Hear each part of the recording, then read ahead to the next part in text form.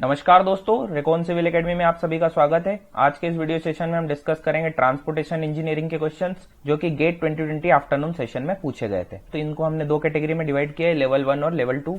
आइए डिस्कस करते हैं सबसे पहले लेवल 1 के question. Question number 1, for an axle load of 50 ton on a road the vehicle damage factor in terms of the standard axle load of 8 ton. Standard axle load हमें दे रखा है 8 टन और जो लोड एक्सल लोड दे रखा है वो 15 ton दे रखा है। तो व्हीकल डैमेज फैक्टर जो होता है बहुत ही सिंपल क्वेश्चन है, होता है axle load divided by standard axle load to the power 4। ये पावर आप ध्यान रखिएगा, व्हीकल डैमेज फैक्टर जो निकालते हैं तो पावर 4 आती है। ठीक है, यहाँ पर तो ये एक्सल लोड हमारा हो जाएगा 15 divided by standard axle load है 8, दोनों टन में। ठीक है, टू द पावर 4 तो ये निकल के आएगा 12.36। ठीक है, 12.36 व्हीकल डैमेज फैक्टर हो जाएगा 12.36। तो क्वेश्चन नंबर 1 हमारा कंप्लीट होता है। बढ़ते हैं क्वेश्चन नंबर 2 की ओर।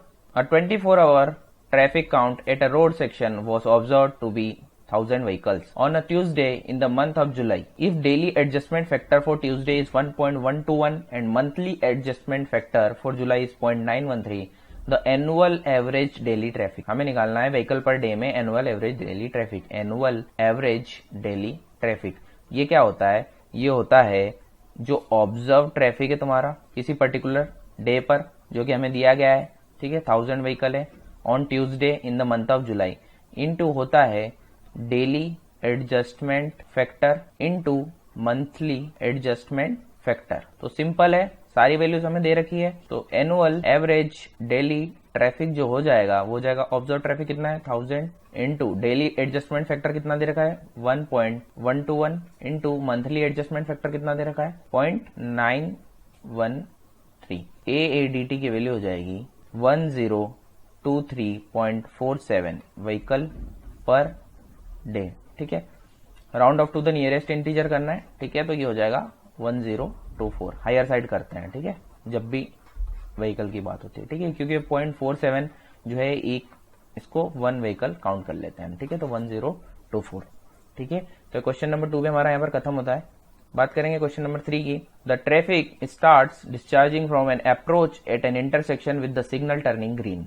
The constant headway considered from the 4th और 5th headway position is referred to as. Simple है, इसको सैचुरेशन हेडवे बोलते हैं। देखिए यहाँ पर कोई सिग्नल है जो ग्रीन में टर्न होता है। ठीक है, red to green, red to green. ठीक है, सपोज यहाँ पर जो व्हीकल थे वो अभी स्टॉप कंडीशन में थे, स्टॉप थे सारे। ठीक है, रुके हुए थे।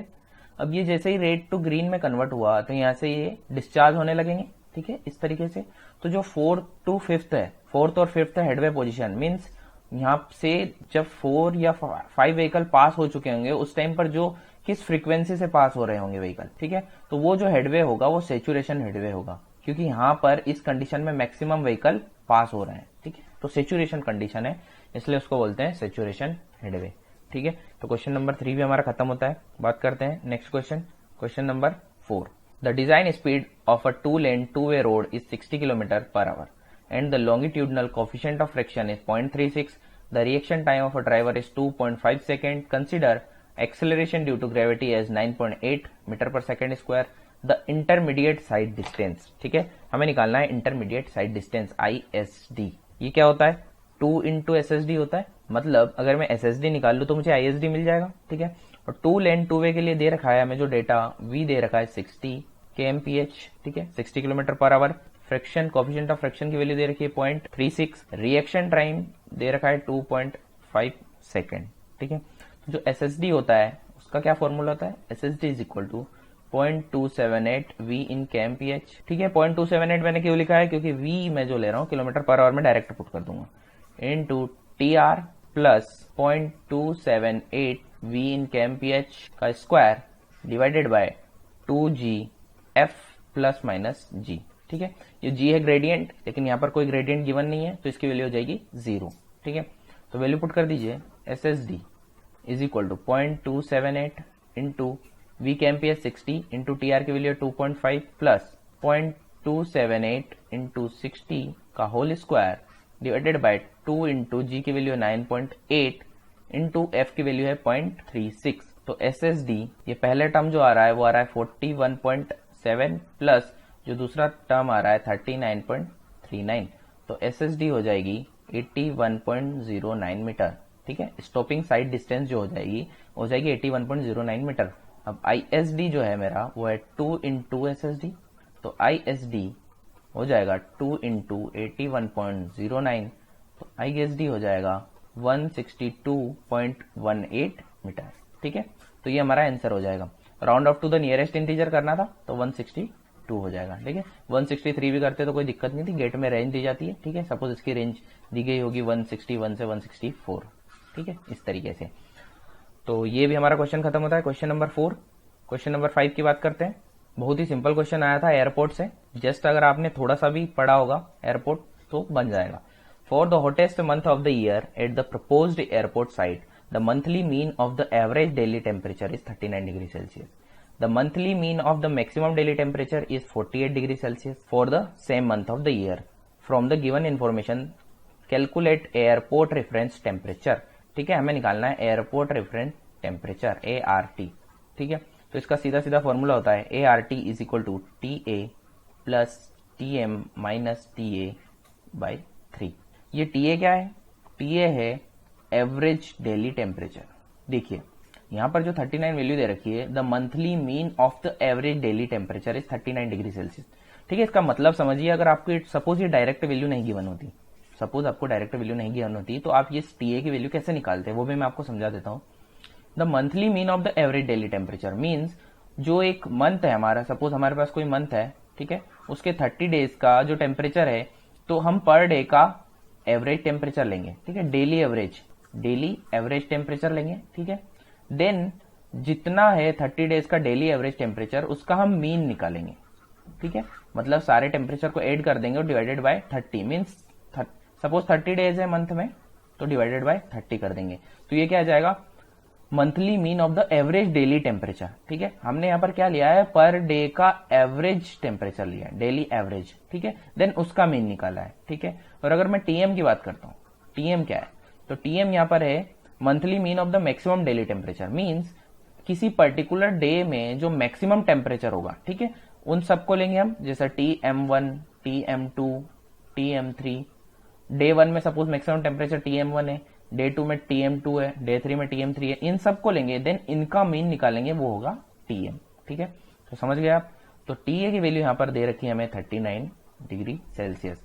वैसे ही जो है TM वो है मेरा मैक्सिमम डेली टेम्परेचर का क्या है? मीन है, ये मीन है, तो ये दे रखा है मुझे 48 डिग्री सेल्सियस, ठीक है। ये भी मीन है, monthly mean of average daily temperature, ठीक है। तो मैं दोनों वैल्यूज यहां पर पुट कर देता हूं, तो ART airport reference temperature in degree Celsius हो जाएगा, TA की वैल्यू है 39 प्लस 48 माइनस 39 बाय 3, ठीक है। तो ये हो जाएगा 39 प्लस ये 48 माइनस 39 कितना हो जाएगा? 9 डिवाइडेड बाय 3 हो जाएगा 3, तो हो जाएगा 42 डिग्री सेल्सियस। तो ART एयरपोर्ट रेफरेंस टेम्परेचर आ गया मेरा 42 डिग्री सेल्सियस, ठीक है।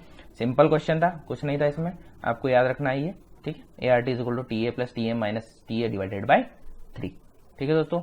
बढ़ते हैं नेक्स्ट क्वेश्चन की ओर। लेवल 2 का पहला क्वेश्चन, एक ही क्वेश्चन है, लेवल 2 में हमने एक ही क्वेश्चन रखा है, ठीक है। The flow density relationship of traffic on a highway is shown in the figure, ठीक है। हमें फ्लो और डेंसिटी में रिलेशनशिप दे रखी है। The correct representation of speed density relationship of the traffic on this highway is, ठीक है।